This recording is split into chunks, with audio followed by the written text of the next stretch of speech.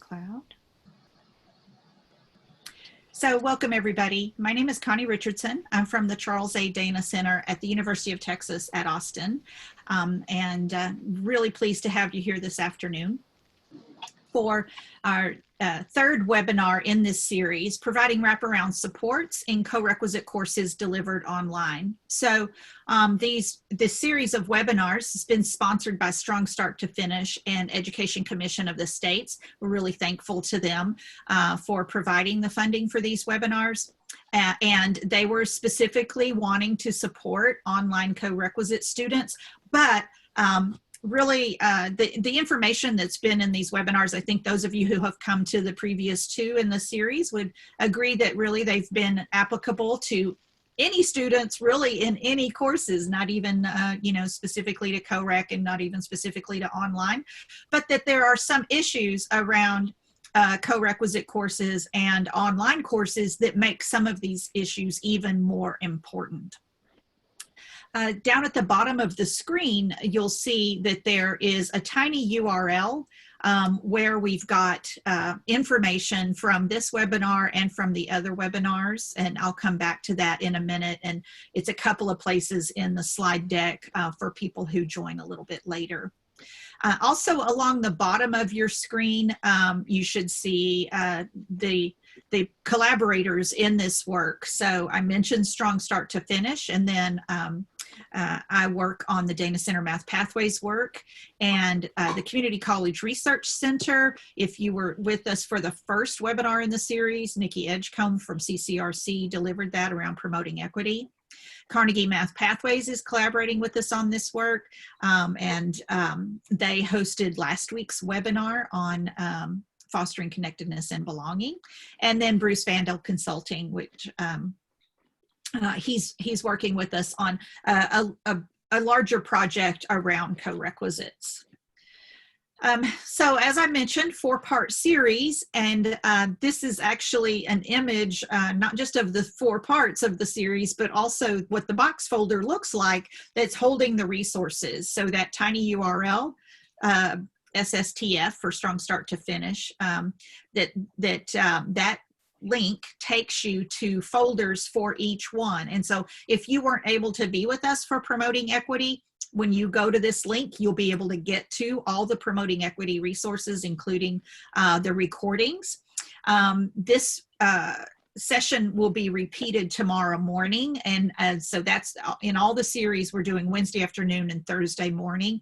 And of course, all of you who teach know that the second time you do the lesson, it's better than the first time. So if you're going back to looking at Promoting Equity or Fostering Connectedness, I recommend that you look at the Thursday version of each one of those, as there was just some additional information added in on the Thursdays based on the conversations that we had on Wednesdays. It was like, oh, well, we should add in a little bit more on Thursday. So I would recommend, if you want to go look at those, that you look at the Thursday version. Next week, Wednesday afternoon, Thursday morning, we'll be talking about assessing student learning and issues that are related to assessing student learning. So we'll have faculty here to lead that discussion. And so I encourage you to come back next week if you can. Even if you didn't sign up for next week's, it's okay to just come back, use the same link, and that'd be wonderful. And if you go ahead and share the link with your colleagues, if any of them want to join you and they aren't signed up, that's fine. They can still join. So we're going to have a quick poll, because I know who signed up, but whenever we have people sign up for a webinar, well, some people were intending to come Wednesday, some people intending to come Thursday, some people knew they couldn't come either time, and they were just intending to view the recording. So I have a feel for who's on the registration list, but not necessarily everybody that's in the room. So I'd like to ask you to choose which best describes you to let us know who's in the room. You can select more than one answer. So are you at a 2-year or are you at a 4-year? Are you seeing the poll? Yeah, okay, so they're starting to come in now. Okay.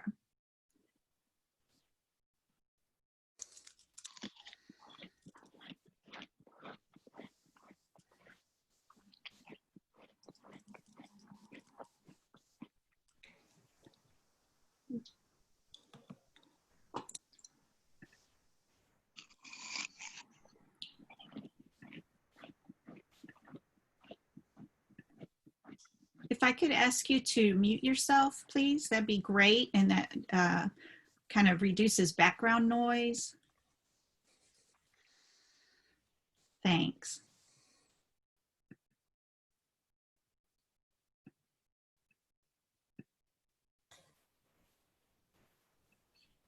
Okay. All right, so let's see what we've got here. We've got most of the group has responded. So I can end and share the results. And you can see that we've got a majority of people at two-year colleges, which is not surprising. The majority of co-requisite courses are at two-year colleges. Nobody teaching online right now, but I'm assuming that that's because some of you probably just finished and some of you are just about to start, because I know in previous webinars over the last few weeks, we've had people who were teaching, but those classes are kind of wrapping up. Some people are teaching right now, but just not co-recs. And I know that there were institutions in the past that were a little leery of teaching co-recs online, right? So like you might not have had any online co-recs scheduled last spring and in the summer. You might not have had them scheduled for the summer when everything shut down. But now you're like, we don't know how long this is going to last, so we're going to have to offer some online co-recs starting in the fall. So I know there's been some scrambling to get that done. A few people from Student Support Services, so that's great. Mostly people from the math department and a few people from other departments. So thank you all for sharing. And if you have not yet put in the chat where you're from, then you could go ahead and do that as well so that everybody can see you. All right, so let's see.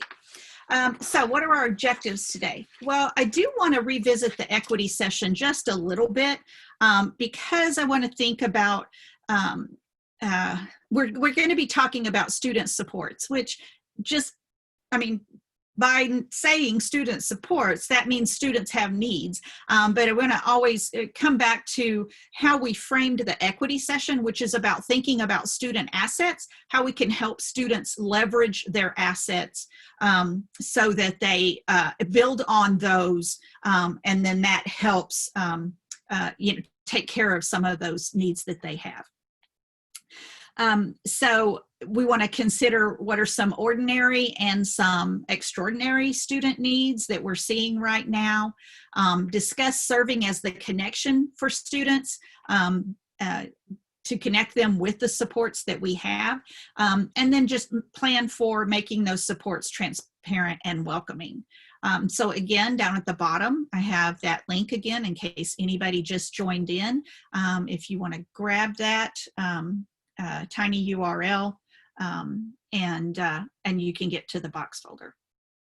It was also in your confirmation email, right? Like there should have been, it was a long link. It wasn't the tiny URL, but it said materials and resources available here. So it's also in your email. So in the first week when we did promoting equity, we had an activity where groups went into Google Sheet and brainstormed what are some student characteristics and how can we look at those student characteristics as assets that are being brought to class that can help us then better support our learning objectives. And so the example that we gave as an initial example was bilingual students or students with language diversity. The asset that they bring to class is that they have connections across communities, and that as we work with them in their language development, that looking at nuances of language can actually help all of the students in our class. So by very fact of having language diverse students in the class can help students who are native English speakers. And so the group went in and they brainstormed a bunch of different, especially Thursday's group, I'll say, brainstormed a bunch of different types of student descriptors and their assets, and how those can be leveraged in class in service of the learning objectives. So I would recommend that if you go look at the Promoting Equity folder in the Dropbox, that you can see how that group was discussing the different kinds of assets students bring to class. So we always want to keep that at the forefront, not thinking about how do we fix students, but how do we build on their strengths. So I want to just kind of touch on a little bit of research here as we're thinking about students and their strengths, but we know that we're trying to help students, we're trying to support them with some of the things that cause issues to them. And so there's some research out there, Leaving College, Rethinking the Causes and Cures of Student Attrition. And so students bring to us, they have goals, they have intentions, they have commitments, and they have external commitments as well. And even though they have these strong intentions and aspirations, we still lose a lot of students. And those of you that teach corequisite, developmental, and freshman level courses know that we lose a lot of students. And so this particular piece of research looks at routes of departure, that there are, and separates them out into institutional level routes of departure and external factors, so that there are things that are happening when students are on campus at the institution, and then there are all those external things as well.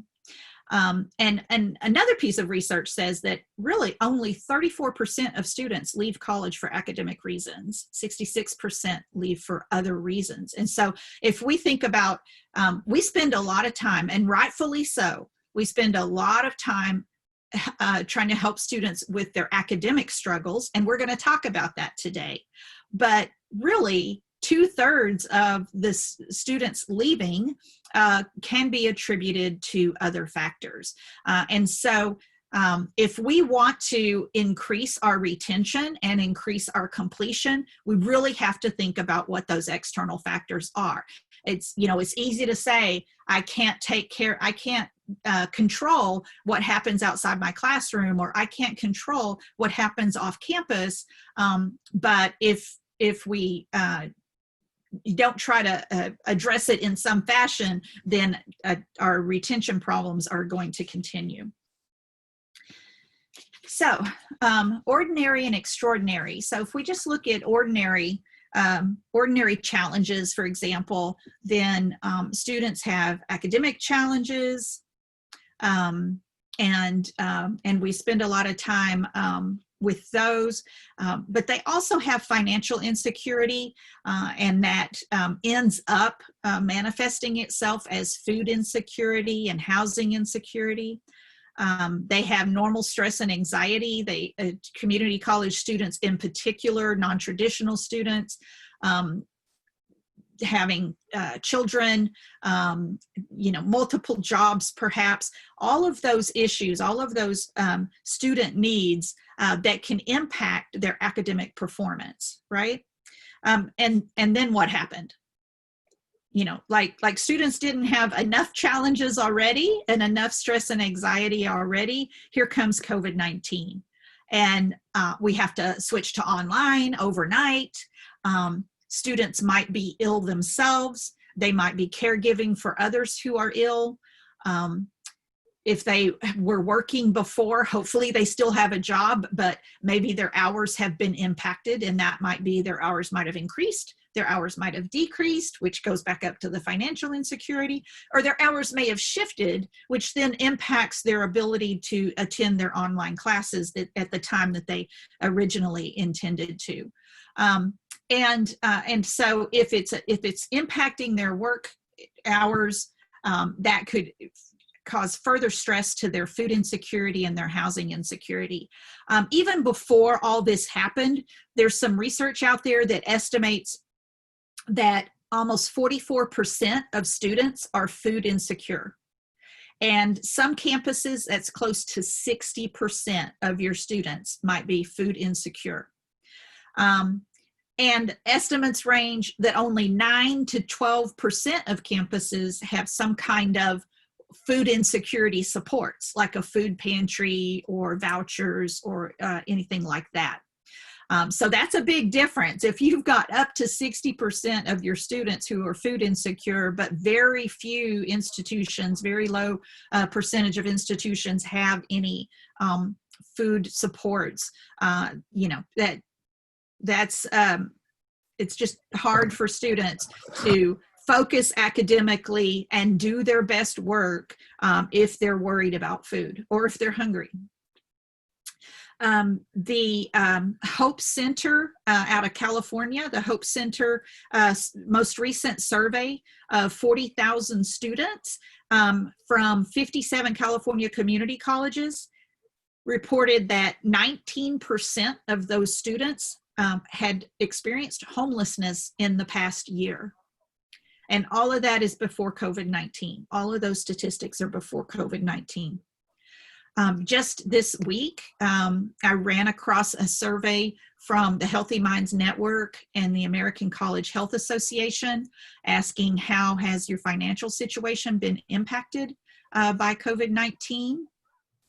And so you can see here that if you look at the left two bars, 66% of students are reporting that their financial situation is more stressful, either somewhat more stressful or a lot more stressful, 66%. So it was already kind of dire, and then COVID-19 has made it even worse.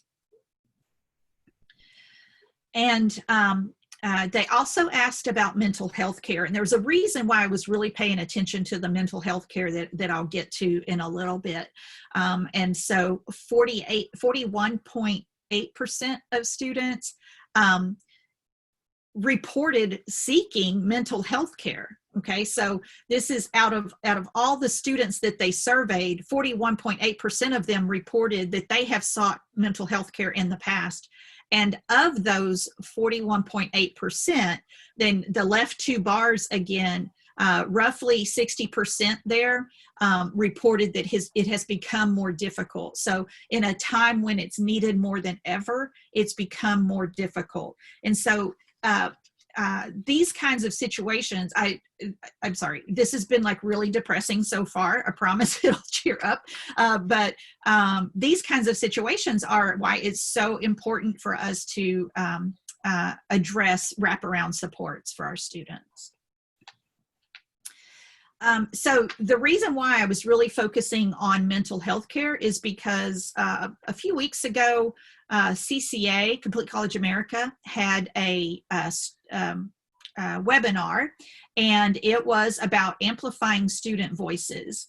And so they had some student support services administration on the call, and they had some student panelists. And so one of the student panelists was talking about not only do we have COVID-19, and so we've got these mental health stressors, but that we also have a lot of racial tension right now. Campuses, have been the epicenter of some of these protest movements.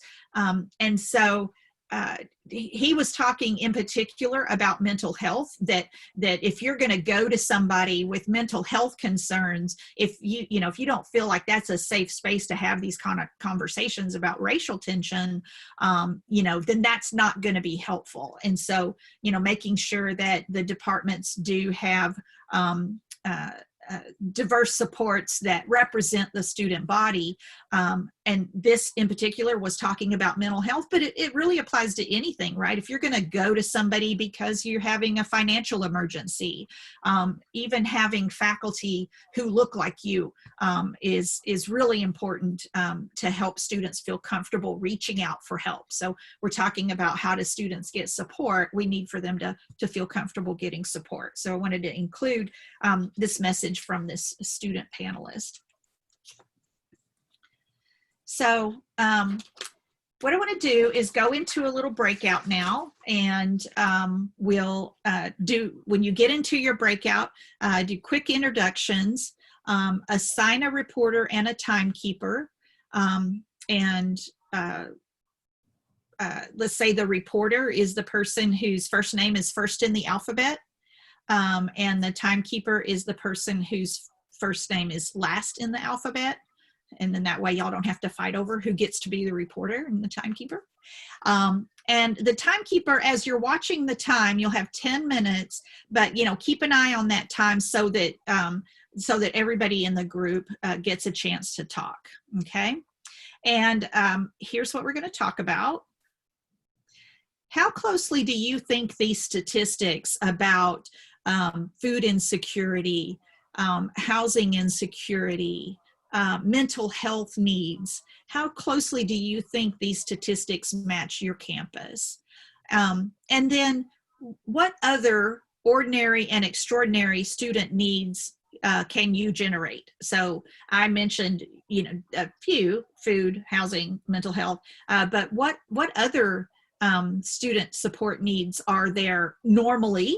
And then maybe there's some additional ones during this time of COVID and protesting, etc.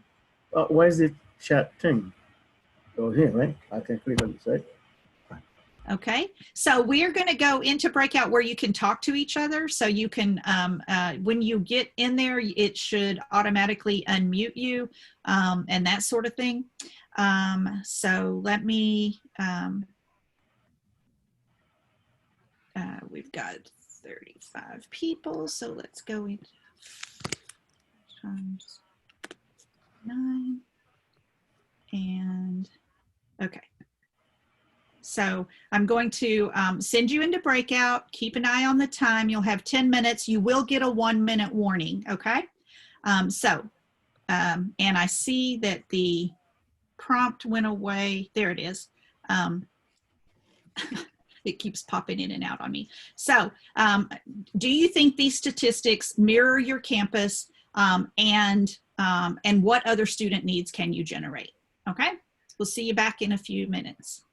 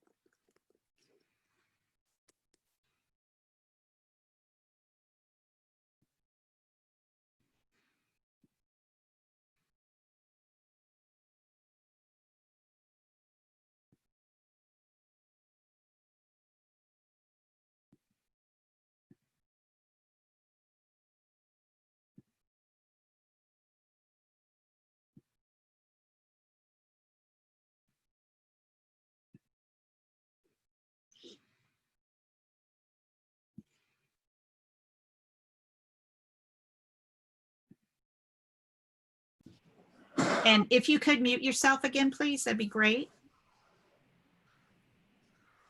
And so, you know, this, again, it's just like this mental picture that jumped out at me that, wow, we might have all these resources, but if you're not aware of it, does it really matter? It's just a lot of time and money being spent by a lot of really dedicated professionals, but maybe many students are not aware of it.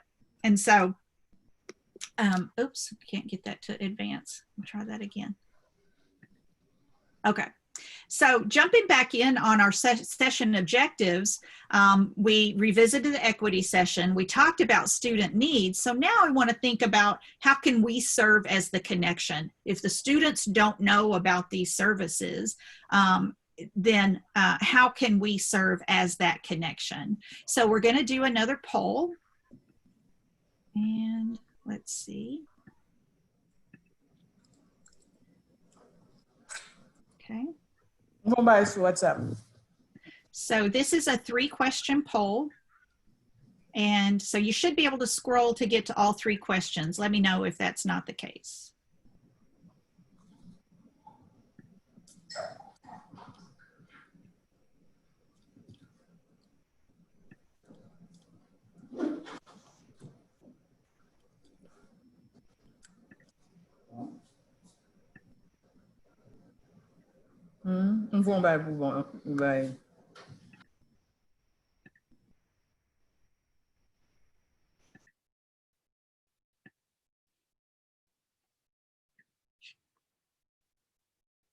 Okay, results are starting to come in.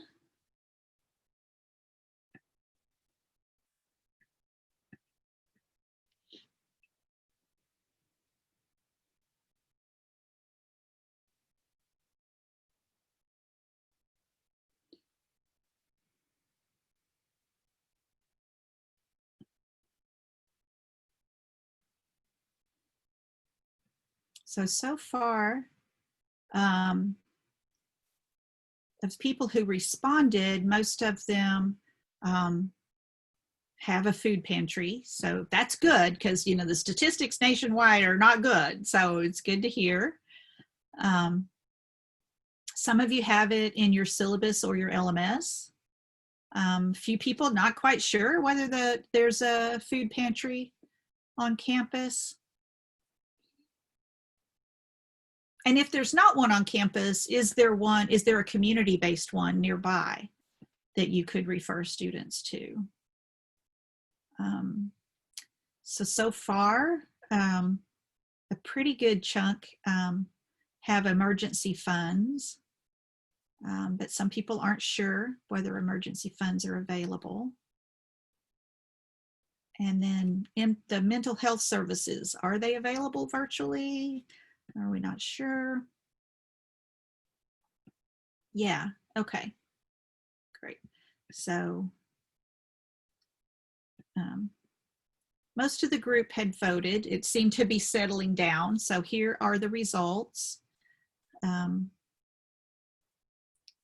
So yes, there are services on most of the campuses, and a little bit of uncertainty, okay? All right, so I'll give you a minute to read this quote from our executive director, Uri Treisman. Some of you may have been to a meeting with him prior.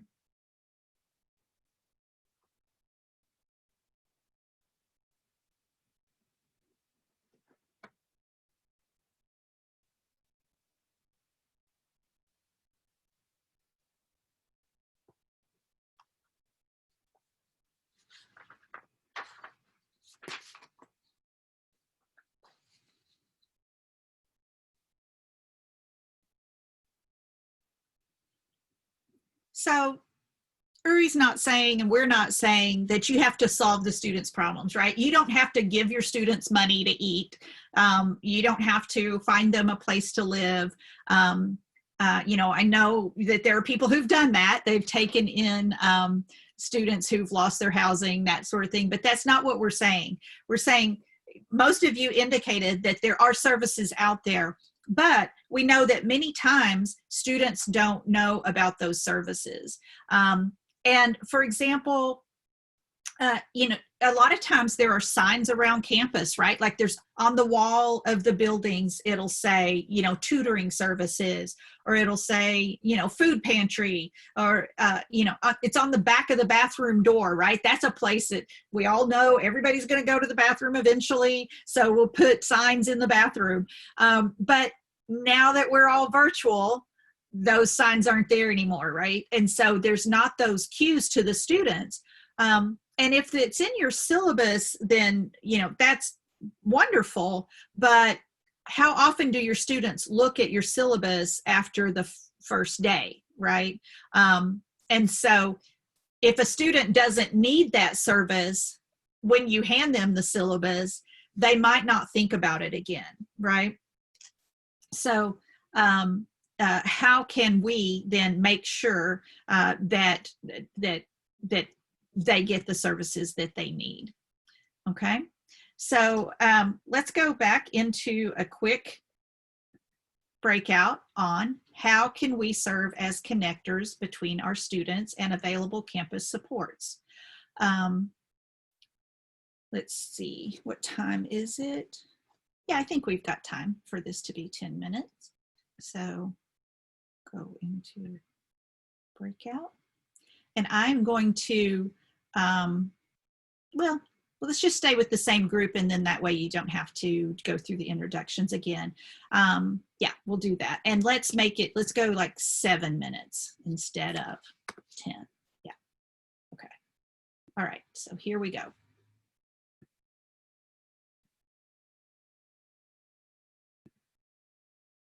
Is going to take place because one of the school, I mean, the session is opening this month, the 28th, right? As we speak, they were talking about, you know, remote learning, you know, like as after the COVID, right? We had to finish some, you know, teach using Blackboard, and some others use, you know, Zoom or whatever, what that is available. But right now, for the 4 years college, they were talking about maybe we may have to teach 2 days, you know, online, I mean, like remote learning, and 1 day face-to-face. But the other one, they're having a big, you know, heavy fight with, you know, the, what you call it? It's not, I mean, because, you know, they have representatives, so the union having a fight with them, so we don't even know what is going to happen. So in the event that if I haven't, you know, go to the campus for probably a good 3 months now, because even if you have to go, there is a special number you have to call and make an appointment, and they let you know. So in the event if no student can even go to the campus, there is no way you can go to tutoring face-to-face, or you can go to food pantry or anything. You understand? So I don't know how you guys, you know, because to me, it's like we talk about two different systems. If there is no COVID and there is face-to-face, okay, this is how this is going to take place. But the second thing, when I heard Chris talking, and, you know, I think the other, you know, lady was talking to, but in my experience, right, the adjunct, we never get to make the syllabus. The syllabus are usually, you know, prepared by whoever is the coordinator of the class that you're teaching, right? So whatever is only that's whatever you're gonna have to give to the student. And from the very beginning, the syllabus was just a piece of paper. If you have 30 students, you pick up 30, you give each one.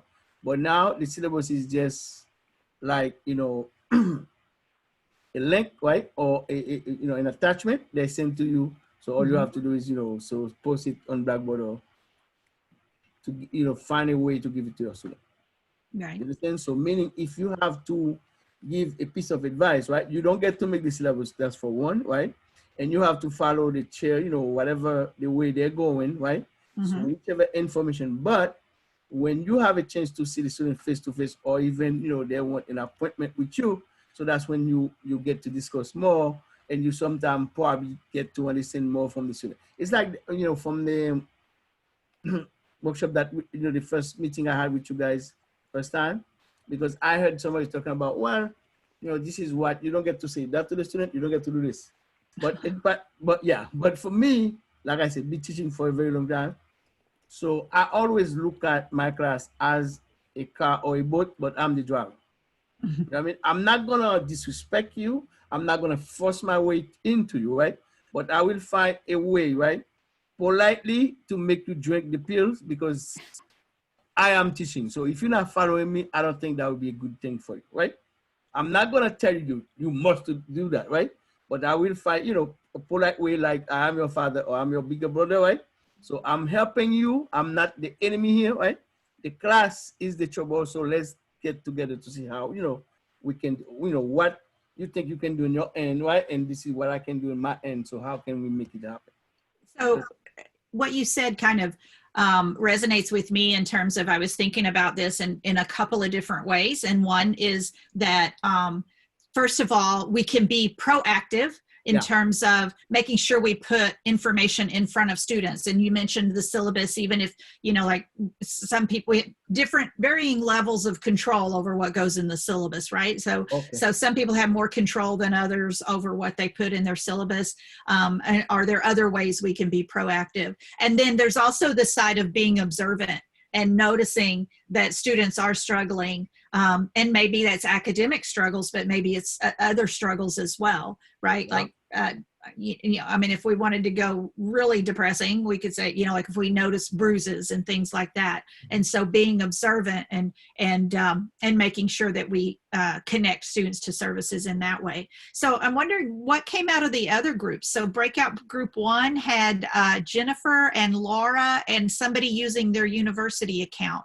So what did that group talk about in terms of serving as connectors between students and services?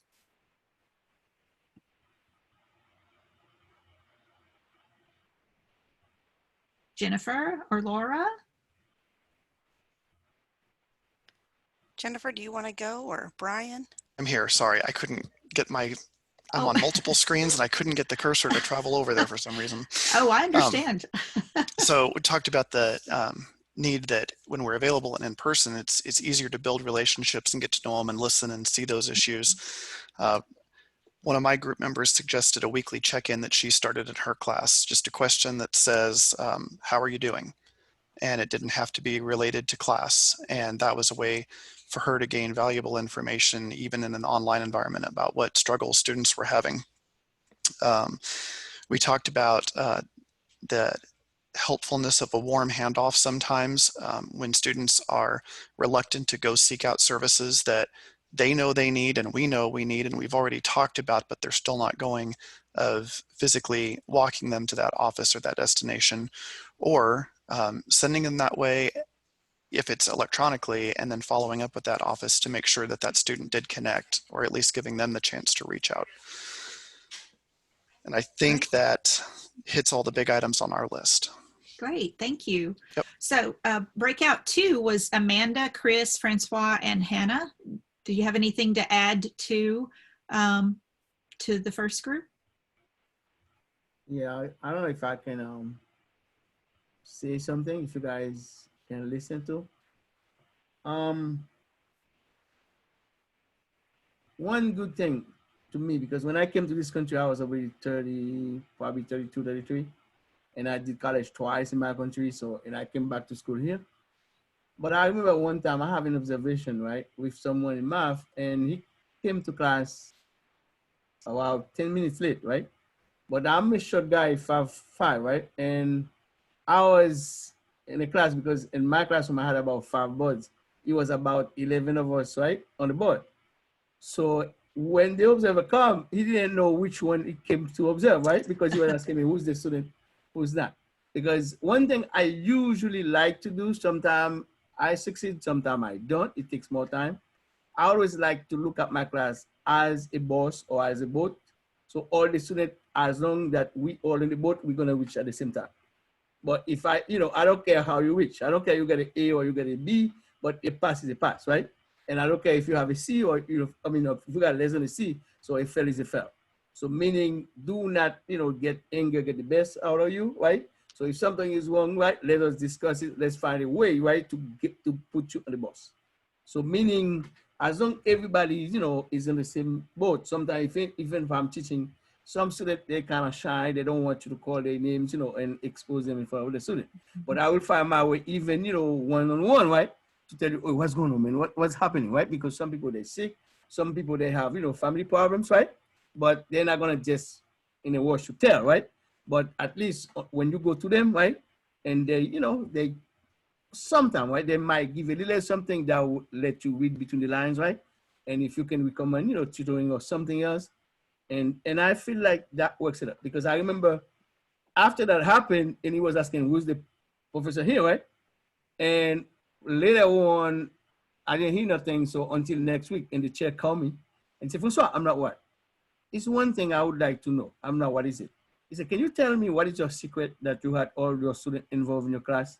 I said, that's for me to know, for you to find out. You know what I mean?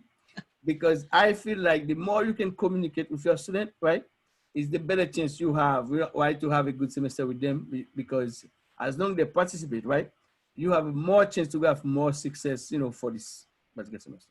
I don't know about you guys. Right. Yeah, that's great. So last week, there was that whole conversation about fostering connectedness and belonging for those of you that were in that session. And it's just so important that it sounds so touchy-feely, and there are people who are like, oh, I'm not going to do that touchy-feely stuff, but it's a way to get to the academics. It's a way to make that connection. Yeah. Remember, you're not only for you, right? Yeah. Because Yeah. I have Right. too. I mean, I don't know for the young people, but from the person like me that have 5 kids, right? I look at anybody in my class, right? Depending on whatever you display to me, right? So as long as you don't see me as the enemy, so you have to carry your knife and going against me. But as long as you can see me as, like you say, a bridge, right? You use me in order for you to get on the other side. So, and I'm willing to do anything, right? Legal, right? And acceptable, to help you get on the other side. You understand? But unless if you have, depression, or you have some other, personal problem that you need help with before you get to the class. Because I remember, that's what I tell students, because back home, right, after high school, you don't just get inside a college or university. No, you have to go see someone and sit down with you, because some people do not know the definition of a college student, because you're not in high school anymore, right? But that don't mean you just put clothes on and you just walk in, right? No. Exactly. Yeah. Some students, just wait 10 minutes before the class is over. That's when they come to class. You understand? Because I remember one time in a meeting with one, and I gave a piece of paper and I said, okay, define for me. Tell me what is your job in my class, and what you have to do, and what you think I have to do. Because they pay me to do something, right? But I told her, you know what? You also, even the government pay for you, but they pay you for you to do something. So what is it you think it is, right? Because I feel like, get up in the morning early, eat food, put clothes on, right? Come to class, that's one. But as long as you open the door, whether you say good morning or not, right? But you have job to do, because you have to come here, be on time, follow me, see what I'm doing, ask questions, participate if you can, right? Because if you don't do that, you miss 2-3 classes. All right, the first, test I'm going to give you, or homework, whatever, you're going to see the results about it, right? Yeah, but don't tell me, oh, you always be in class. Yeah, you always be in class. But what did you do, right? Yeah, so I'm pretty sure that if a student walks into Francois' class, he's going to drag them to the finish line one way or another. So let's check in with breakout room number 3, Denise, Emily, Sandy, and Sarah, to see if y'all had some other thoughts as we think about, maybe it's students that we can't get to come to class. We don't get to have that interaction that Francois was talking about, or maybe you talked about things you had to implement once you went online, that you were seeing how do I make those connections. So what did y'all talk about in room 3 about connecting students to services? Well, we talked about using the college's social media to reach out to students. And we also talked a lot about the Remind app, which can send text messages to students. And that's been really effective. We felt students don't often read the syllabus all the way through. So a lot of colleges are going shorter and shorter with their syllabi. And same with the class page on the LMS, students tend to go to what they know they want rather than looking around and exploring that page. So we really talked about the Remind app and social media. Yeah. Thinking about like you're getting, a test is coming up or whatever, reminders about tutoring services, or reminders about review sessions that you're holding, things like that. Yep. Okay, thank you. Room 4, is it Braden, Chris, Claudia, and Maria? Well, I just realized I can't type my own name. It should be Brandon. Sorry, I didn't even notice that. Okay. I can't spell my own name. But we talked about just that the more often you can remind the students about this, the better off it is, because, you know, somebody week 1 may be in a situation where they're fine, they don't need any of those services, but, you know, week 2 or week 3, now they need them. And then someone else had a good idea of, sometimes, you know, faculty just don't know what all is offered on campus. So inviting someone who's a director of over all that to come to your beginning of the year faculty meeting to spell out all the services and provide information would be a good idea as well. Yeah. So that came out in the poll, right? That we're like, do we have a food pantry? That's definitely something to think about. And how does that information get communicated to you so that you can be the connector? So thank you. So let me say this, if you're in room 1 through 4 and there was something from the discussion that hasn't been shared yet and you want to go ahead and put it into the chat to make sure that it gets surfaced, go ahead and do that. And we'll move on to room 5, which is Stella and Widad. What did y'all discuss? I didn't have anybody to discuss. Oh no. I have an invisible group member. Oh no. Imaginary member. I'm not too sure. Oh. But pretty much what everybody has mentioned, I think, is important, especially our last presenter that just spoke about learning about all the services that we do have, especially with the situation now that it has been changing, and it changes maybe daily, that we should be informed, you know, and learn the things that we do have and how the services are being provided. So educate ourselves so we can educate others also and help everybody connect. But pretty much everything that was said, I can agree. And great, thank you. Let's see. So 6 was Jennifer, Lourdes, and Michael. Is that right?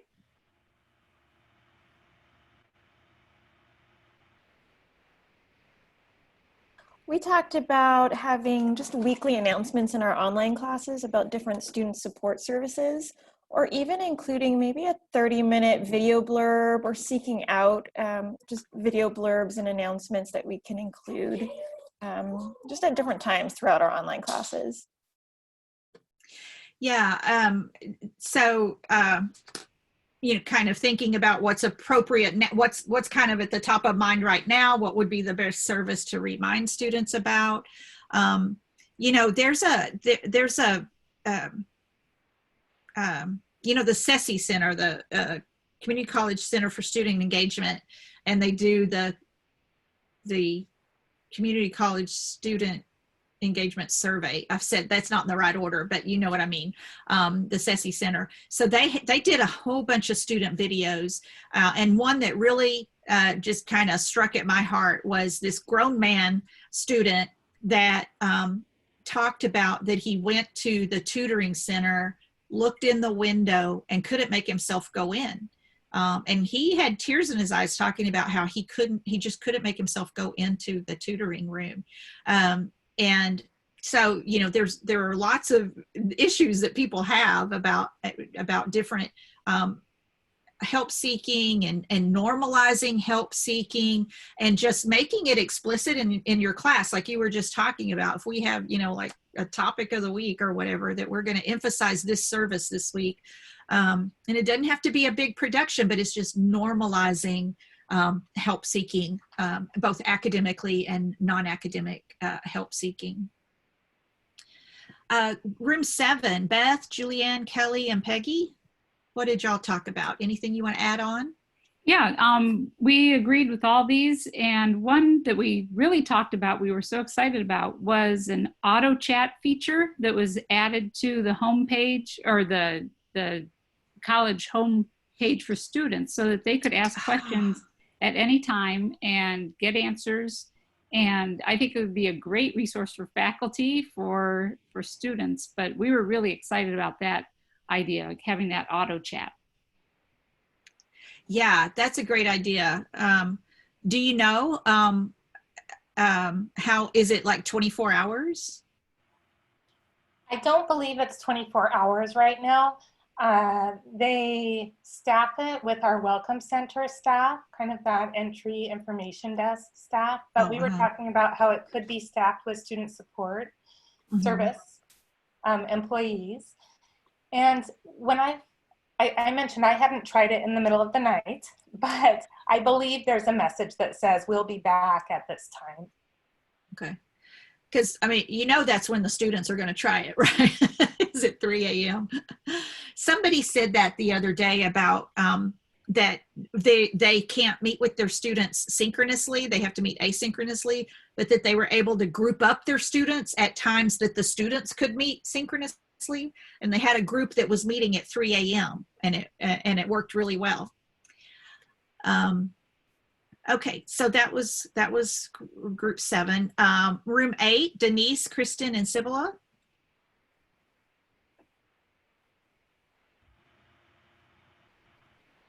Yeah, this is Sibylla.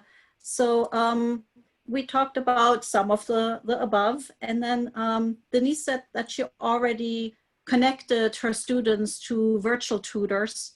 And Kristen said that her school has a page with all the resources that she can get more information from and refer students to. We also talked about that maybe office hours need to be renamed these days into live questions and answers and help hours to make ourselves more accessible. Great, thank you. Connie, I'm sorry, I would also like to add, Sibylla had a fabulous suggestion that she put into the chat, the in this together discussion board, where she can post like a weekly service of the week kind of thing and get students to reply with other community resources that they know about, that they can share, so that you're not on the hook for hooking up everybody. But I thought that was a great idea. I wanted to make sure everybody saw it in the chat. So did you put that in the chat while you were in your breakout, or is it in the chat now in the whole group? Now. I put it before. Oh, there it is. Oh, I missed it. Okay, so it's just scroll up a little bit. It's just like 4 or 5 messages up. Great, thank you. Okay, and I think we are to our last room, which is room 9, Nancy and Nicole. And while Nancy and Nicole are about to share, anybody in the remaining groups that want to add anything to the chat, go ahead and do that, and we'll wrap this up. So Nancy and Nicole.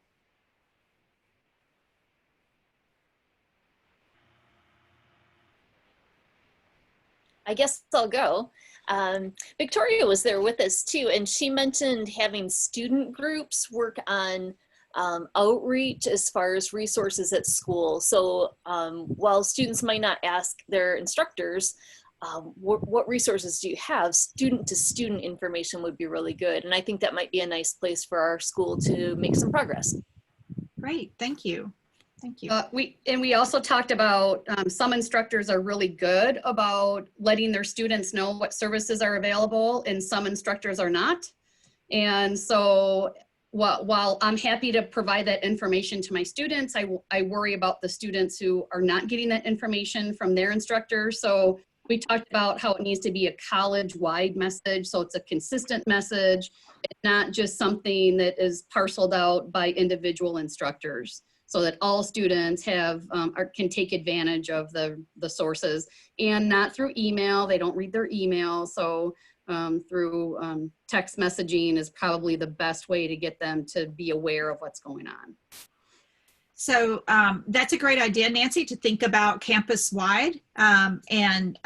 So what I'm going to do is just kind of jump over a little bit because I did want to get to that point. So one reason, I hope that you enjoyed having your conversations with your colleagues, because one of the reasons we do this in all of our webinars is because we know the great ideas are out there, right? And it's just getting you in the room with each other. and helping you connect with these great ideas, similar to helping your students connect to support services. And so there's like, okay, you know, some of you are getting ready to go back on campus, either face-to-face or virtually, in the next week or so, or the next few weeks. And there's you know, what can I do now? And then there's what can we work for the future? So like Nancy's talking about, really, you know, doesn't this need to be college-wide? Because what about the students that are in the classes that aren't making those connections for them, or helping them make those connections? And so working making progress toward working campus-wide is a long-term project. And so thinking about what can we do now versus what can we do long-term. And so, you know, there was mention about the LMS. I'm going to go ahead and share my screen again. See if we can get this back up. So the LMS, I agree with you that, you know, students often don't read the syllabus, or they don't read it after the first week or so. You know, they don't go back to it. They don't think of it as a resource. And your LMS can get too cluttered. And so that you might think about making your LMS homepage, you know, simple, prominent, and permanent. Get these support services up there, very prominent and permanent in the LMS. And so if you've got, you know, start here is for academics. Start here to see what are my modules that we're going to go through for the semester, where are your assignments, etc. And then the welcome message and orientation to the LMS, which should refer students to the support hub, which is right there. And that support hub should have, you know, this is just an example. There's nothing, you know, magical about this. Yours is probably better. But just to think about, how do we get those support services right there, so that every time the student needs to go do an assignment, they have to go to start here, and the support hub is right there below it, that they'll, yeah, that it's a regular reminder. In the lower corner is a picture of one of the later slides. So there are, these are lots of examples of students often just don't understand college vocabulary. I think Francois said something about, you know, they just got out of high school. They don't know how to be a college student. They might not know college vocab. Heck, I run into college vocabulary that I don't know. You know, working with colleges across the country, people talk about things in different ways. So there's some examples on one of the citation slides of a bunch of different examples of college terminology that you might be, if you don't have one of these already, it might help students. You could adapt it to help students understand what different departments are for, and what different language means, and that sort of thing. So I do want to pause for a minute and give you a chance. So we had a lot of sharing out from the 9 breakout groups. So I want to pause and give you a minute to jot down anything that you want to be sure and remember. Remembering that the chat will be available, but if there's anything that was verbal that you want to be sure you remember.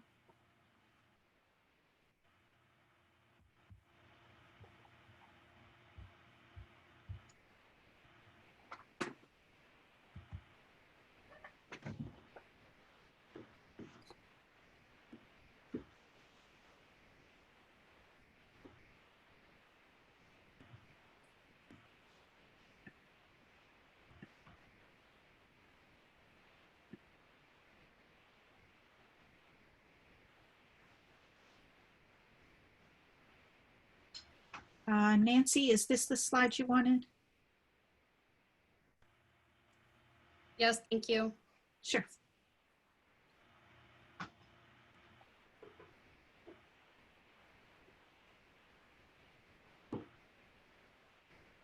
And this slide deck is already in the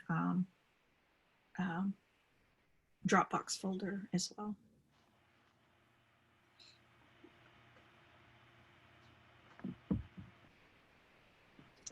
Okay. Okay, we'll take about 30 more seconds.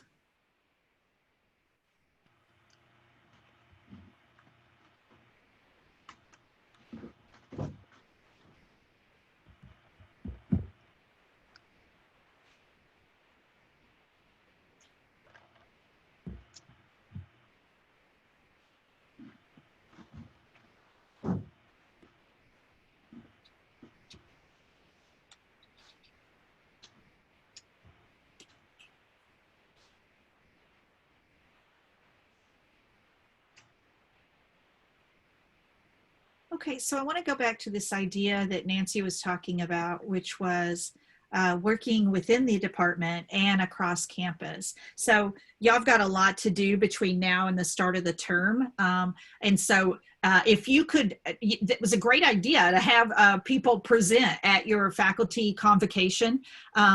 Although Emily and I were having a conversation before the webinar started about, what are those faculty convocations going to look like this year?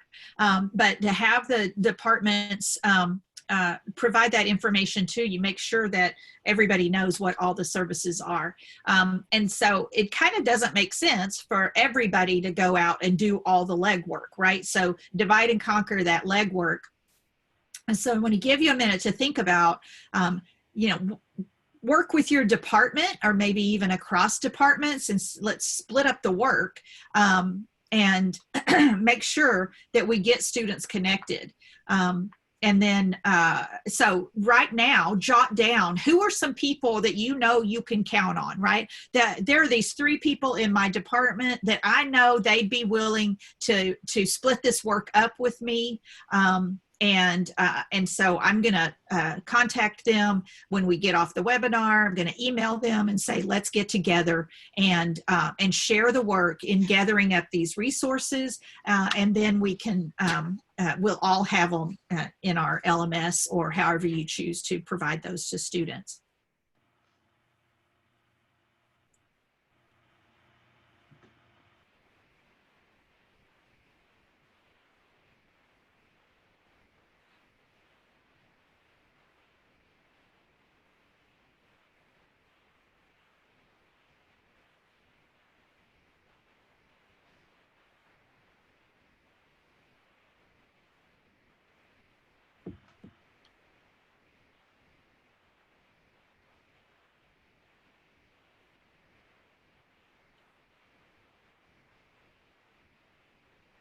And I know, there's no way that right now you're going to be able to get the whole college to get anything done in time for the semester, right? But just to start thinking about what are ways that departments across campus can work together.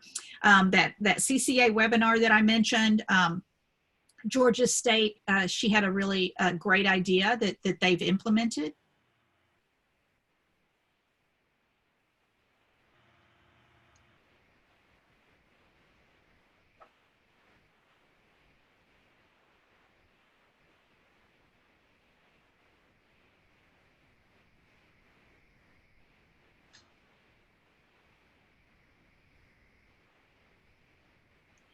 What really struck me about her statement was so that students only have to tell their story one time. If a student is, kind of being battered from all directions, financially, health, work stressors, family stressors, to have to tell their story over and over and over has got to just add to that mental load. And so this was a great idea that they got together and we're going to have one intake process. And then from that intake process, we will make sure that the student gets connected with the departments that can really help them. So that's not something that's going to happen in the next week or two. So for this semester, this term, whatever you can do in your class, in your LMS to make sure students get connected to services, but then long-term helping the college to work together to streamline some of these processes and make sure that students are getting those connections. And then if you build that out, kind of like you take that idea and you build it out completely, then an expanded idea of that is, how do we take, like, we've turned our courses into electronic courses, and we did it quickly, and now we're going to improve them over time. Can we turn our college into an electronic college? Can we make our website something that is coherent and connects students to services? The idea of the auto chat is wonderful. And I would think, you know, like a lot of libraries have an auto chat, some advising departments have an auto chat, but if you had a campus-wide one where then you can distribute the task of manning the chat, and then get the students sent to the right place, you know, maybe that idea can be expanded to being campus-wide. So those of you that have done that, that's a wonderful idea. And I mentioned earlier these colleges that have had hurricanes, have had fires, and so on. So they had already figured all this out in terms of, how do we set up an e-campus? How do we make our website into something that's very usable for students? I am searching campus websites all the time, and it's very difficult to find information on campus websites. And so taking it and having, like, here's for new students, but here's for our existing students, and here's how we connect them to services. Some campuses are doing really good jobs with that, and other campuses, they're very hard to navigate. And my old campus is one of them that's very hard to navigate. So setting up, working on that over time to make it user-friendly and connecting students to supports. Here's a quote that I want to give you a minute to review.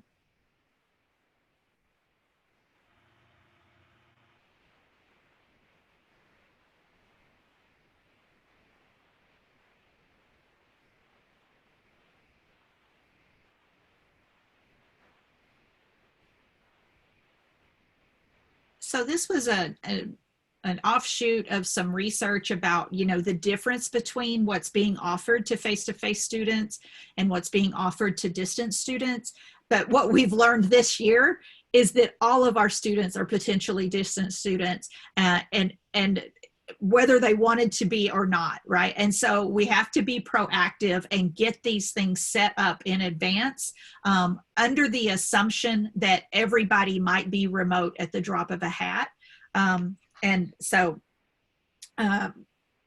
continuing to encourage your campus long-term, encourage your campus to set up better electronic connections, making sure that students can get connected to emergency funds without having to go to financial aid and have a face-to-face conference, that sort of thing.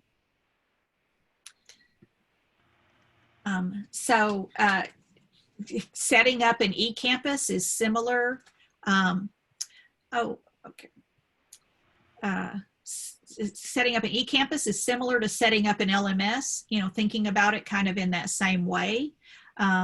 Just thinking about what students need most and how do you cluster those and funnel students into the right location of what they're looking for. How do we be descriptive so that it takes them to the right place? I do want to focus on tutoring here for a minute. And say that one of the questions I had, you know, in the polling, I asked about the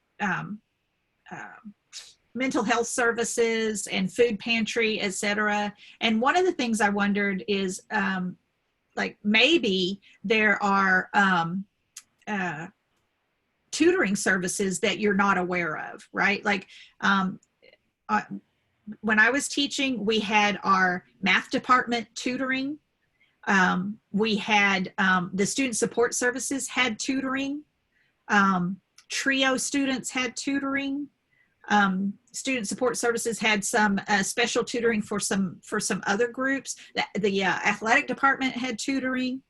And thinking about, and somebody mentioned, you know, there's like web-based tutoring services as well.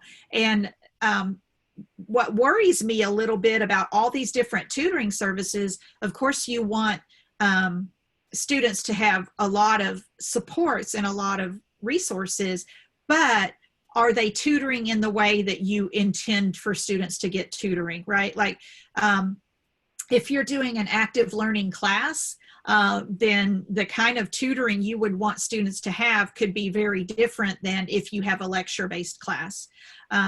Or tutoring for a quantitative reasoning class can be very different than tutoring for an algebraic class.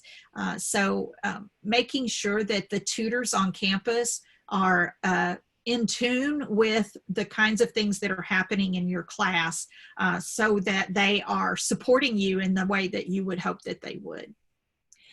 Nicole is sharing a resource for online and remote learning students, so thank you. Okay, so checking back in on our student needs that we looked at before. We've talked a lot about the left-hand side and some about the right-hand side, but I want to focus in a little bit more on the classroom level. See how we're doing on time. Okay, so I just mentioned tutoring. Oh, okay, so I guess I could have saved that. There's the tutoring piece. But then digging in deeper into the classroom level, thinking about your pedagogical strategies, thinking about, this is back to what Francois said about students coming in, maybe not knowing what the expectations are of a college student. And so being really explicit with them, particularly we're talking about co-rec students and co-rec students who did not intend to be online, that they may need some explicit instruction in how do they build on their current strategies and in order to be able to function independently. And thinking about the psychosocial factors, last week's webinar on growth mindset, connectedness, and belonging. Like I mentioned at the top of the webinar, go into the box folder if you want to view that connectedness and belonging webinar. Let's see.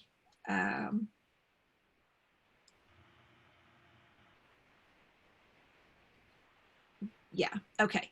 And one other thing I wanted to, we had the student panelist early on in the slide deck, the student panelist who talked about racial tension.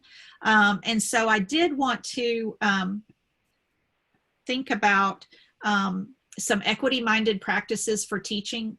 And Harrison Wood did a really good webinar earlier this year about being equity-minded. And so it is in the citations at the end of the slide deck. And I got a message, a private message in the chat that the PDF of the slides is a little messed up in the box folder, so I'll replace that, but I think you might still be able to get to the links for the webinar. And so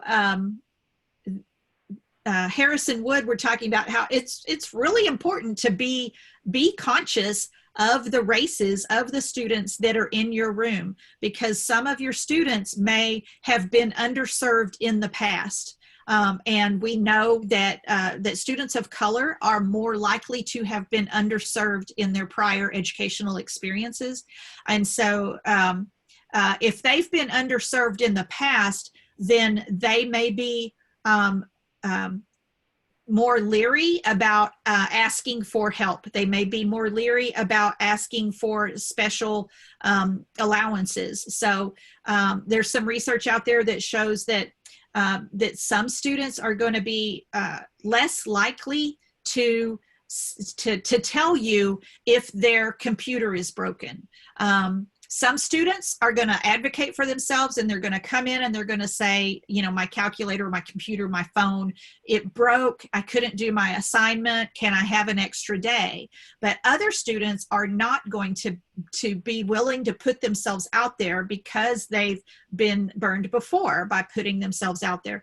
So, so being aware and doing that outreach, kind of like Francois was talking about earlier, making sure you're doing that outreach, checking in, what happened, you've been really good about turning in your homework. I noticed you missed last night. Tell me what's going on. So building those connections, being intrusive, go see the webinar. I am not doing this equity-minded practices. I'm not doing it justice. I just wanted to make you aware of that webinar. I would encourage you to view that. What I could do here, I put in a few, thinking about, y'all mentioned technology, both internet access and equipment as being some of the supports that some of the student needs that might need support.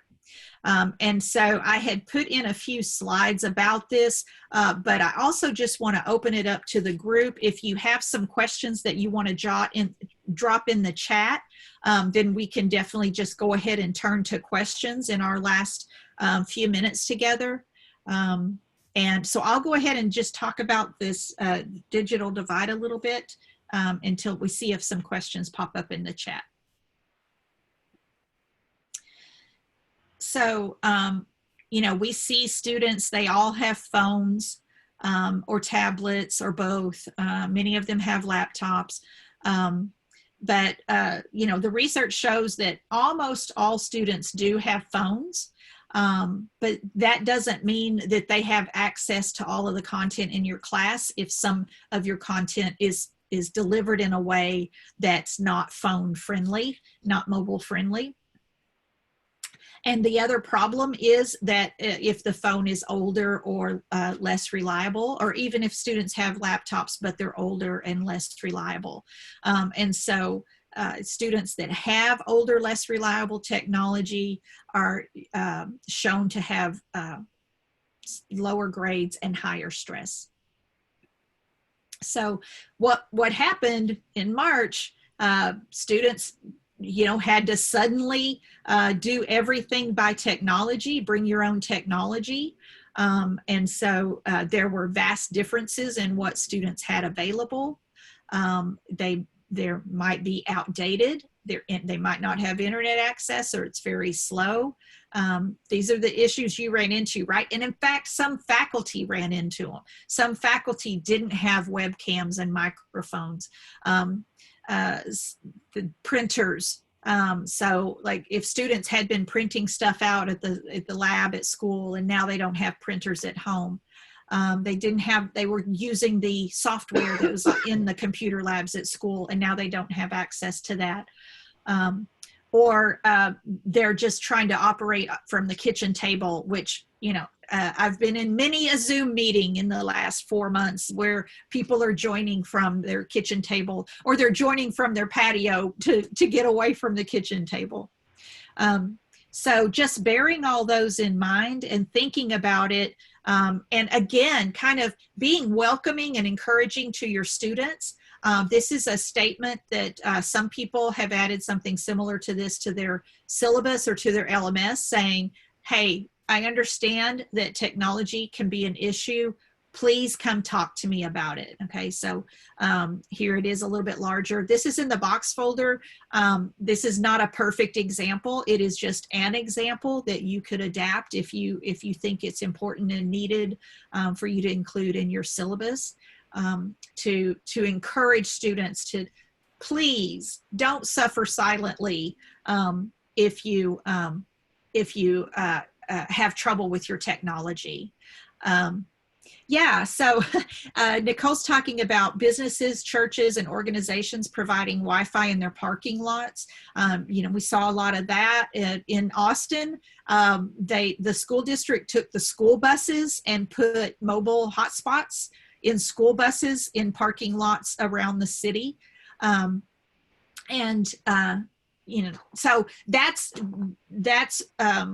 better than nothing, right? But those students are still having extra stressors, right? So like I might live in a really nice house and I have really good internet and I have really good technology, but my fellow student, is trying to operate from his phone, sitting in, under an overhang in a parking lot in the rain trying to get access. So I think it's wonderful the institutions that were able to quickly scale up Wi-Fi access around town, and figuring out how to continue to improve that, right? Like just thinking about that that's still a significant source of stress for students, and how do we improve that? And so another thing to think about is making sure that your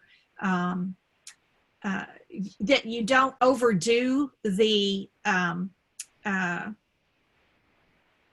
applications that you ask students to use. Okay.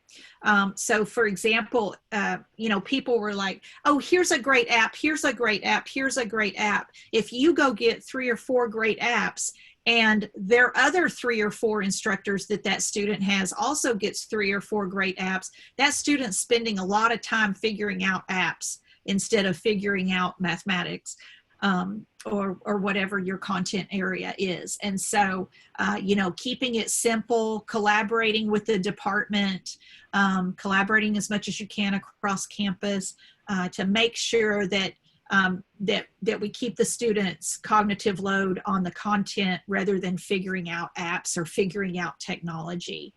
And yeah, Sibylla is saying, you know, it might not be any better than it was in the spring. So we've got to keep it simple as we move into, you know, the remainder of 2020. People are talking about that this is going to have an impact on college classes for 2 years. I saw an article this morning that said 3 to 4 years. So that's a scary thought, but it's just a reminder that when you're thinking about engaging students, think about ways that get students to engage with you and with each other, right? Like it's not about the apps. It's about engaging with you and each other. We're going to talk about some engagement strategies in next week's webinar on assessment, to use like for formative assessment and that sort of thing. But we want to keep it really simple. You know, we're not going to get really crazy next week talking about different apps and things like that. So I do want to show you that there are some citations. Some of these are in the box folder, but you know, some of them are books and so on, so they're not in the Dropbox folder. Just to pause for the last few minutes here and see what questions might have bubbled up.